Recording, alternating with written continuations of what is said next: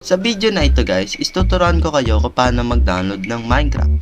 So, ito ay very useful to sa akin since hindi ko na kailangan ng MC Center kasi auto-update ko lang Minecraft ko, then okay na. So, una sa lahat is pumunta po kayo sa Microsoft and then hanapin nyo itong Minecraft Java and Bedrock Edition for PC po. And then scroll down hanggang makita nyo po itong Minecraft for Windows. Ayan pong hanapin nyo. Kung makita nyo sa akin is naka-play na po kasi tapos ko na pong i-modify. I-install nga lang po ang free trial. And then once na ma-install nyo, makikita nyo na nakalagay trial lang po. So dito po, ito pong dalawang files ang papasok doon. Ito pong dalawang files, pwede nyo po ma-download nyo sa Discord ko. Nasa description po yung Discord ko. So i-run nyo lang tong file na to. Huwag po kayo mag-alala, hindi po virus yan. Pagkatapos nun po, etong file naman po.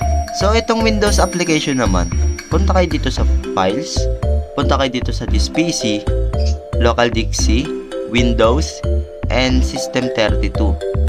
Ayan po. At dun nyo po ipe-paste ito. Yes nyo lang. Akin kasi guys, pwede kong i-replace kagad yan. Since akin kasi na-replace ko na yan, so wala na akong gagawin. Kapag hindi naman po gumana, ayaw ipasok, istignan nyo na lang rin tong video na to, nasa description ko, check nyo na lang. So if tapos yun na ang lahat ng step, is maglaro na po kayo ng Minecraft at mag-sign in na lang po kayo. At yan, tapos na po.